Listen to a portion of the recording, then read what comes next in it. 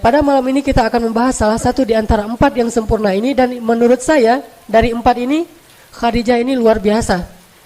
Kalau saya secara pribadi mengurutkannya, pertama Maryam, kedua Khadijah, ketiga Fatimah, keempat Asiyah. Kenapa Maryam pertama? Karena memang Maryam ini diperdebatkan oleh para ulama, kira-kira Maryam itu nabi atau bukan. Kalau 3 yang terakhir ini tidak diperdebatkan, sepakat para ulama mereka bukan nabi tapi solehah gitu. Sedangkan Maryam, sebagian ulama mengatakan Maryam itu nabi, satu-satunya nabi dari kalangan perempuan. Tapi jumhur ulama mengatakan bukan nabi, orang soleh, tetapi sederajat dengan nabi.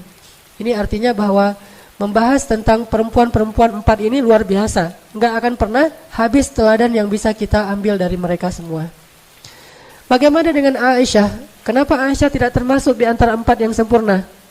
Selain memang Aisyah punya keistimewaan tersendiri, tetapi nanti kita akan tahu jawabannya. Kenapa Aisyah tidak masuk bersama Khadijah di antara orang-orang yang sempurna? Walaupun Aisyah memiliki keistimewaan yang juga tidak kalah banyak.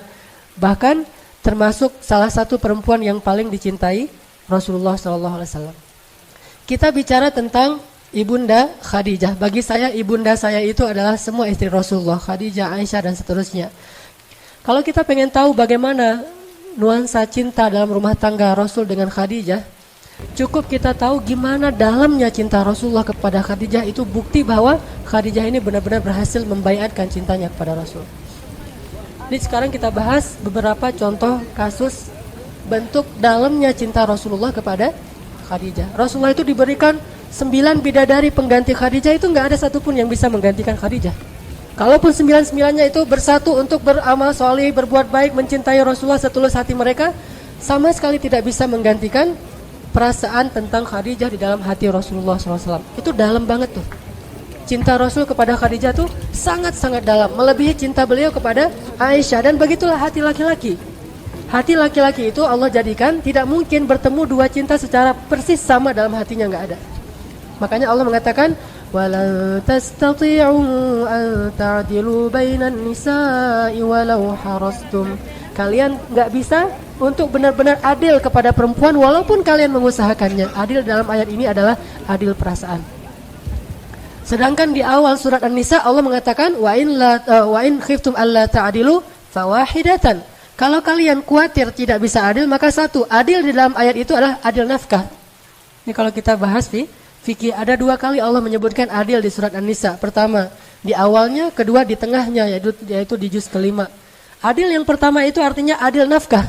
Sedangkan adil yang kedua itu adil perasaan. Nafkah bisa adil, perasaan tidak. Dan Rasulullah tetap nggak bisa adil dalam perasaan beliau terhadap istri beliau. Dan yang paling benar-benar beliau cintai dan dalam terasa di hati beliau adalah Khadijah. Pertanyaannya, apa yang dilakukan Khadijah sehingga bisa memenangkan hati seorang hamba yang paling dicintai Allah, Rasulullah SAW.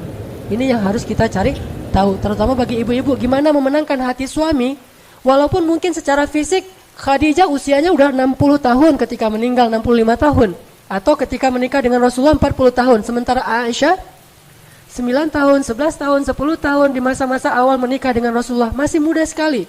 Hafsah 17 tahun, Sofiyah 19 tahun, Maria 22 tahun, muda-muda nih. Tetapi nggak ada yang bisa mengalahkan Khadijah dalam urusan menguasai hati Rasulullah SAW. Rasulullah itu dalam banget cintanya kepada Khadijah. Nih, salah satunya nih.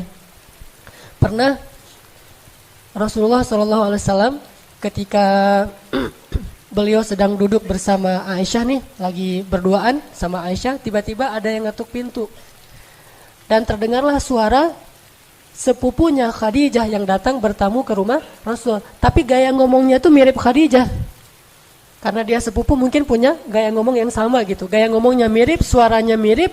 Sehingga ketika mendengar tok-tok Assalamualaikum dari sepupunya Khadijah, Rasul langsung terperanjat dan langsung ke pintu, membukakan pintu untuk tamu beliau. Yang beliau menghormatinya, memuliakannya.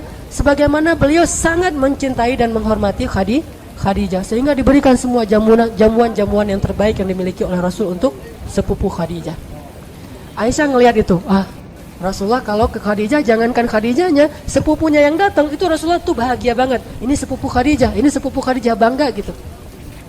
Dilihat lagi oleh Aisyah. Karena keseringan kayak gini, Aisyah lama-lama jadi cemburu tuh. Akhirnya Aisyah bilang apa? Khadijah, dalam tanda seru gitu. Kalau bahasa kita, Khadijah lagi gitu ya. Kalau bahasa orang Arab, Khadijah, kata Aisyah. Ya Rasulullah, kata Aisyah karena cemburu, kenapa engkau tidak pernah bisa melupakan perempuan tua itu? Kata Aisyah, kenapa engkau nggak pernah bisa ngelupain perempuan yang udah berumur itu? Langsung Rasulullah dalam keadaan tidak senang. Beliau kemudian wajahnya memerah dan mengatakan, ya Aisyah, demi Allah aku tidak akan pernah bisa melupakan Khadijah sampai akhir hayatku. Sesungguhnya dia telah masuk dalam hatiku sedalam-dalamnya dan tidak akan pernah aku lupakan cintanya kepada Khadijah. Terus Rasulullah bilang, dia beriman kepadaku ketika orang lain kufur. Dia memberikan hartanya kepadaku ketika yang lain memegang erat harta-harta mereka. Dia membantuku dalam dakwah dan menemaniku ketika yang lain meninggalkanku dan seterusnya dan seterusnya. Dan salah satunya dia memberikan kepadaku anak-anak ketika yang lain tidak memberikan anak. Jadi dari Khadijah Rasulullah punya anak berapa? Ayo coba kita hitung. Anak yang pertama namanya Qasim. Makanya Rasulullah dikenal juga dengan panggilan Abu Qasim. Kemudian yang kedua Zainab. Kemudian yang ketiga Ruqayyah, Ummu Kulsum, kemudian Abdullah, kemudian Fatimah. Sedangkan dari yang lain cuma ada satu nanti Ibrahim, kalau nggak salah dari Maria, tapi juga sama meninggal di masa masih kecil. Oke, artinya Khadijah itu sangat dicintai oleh Rasulullah sehingga Rasulullah marah ketika Aisyah menghina Khadijah di depan Rasulullah. Dan marahnya Rasulullah itu adalah sunnah.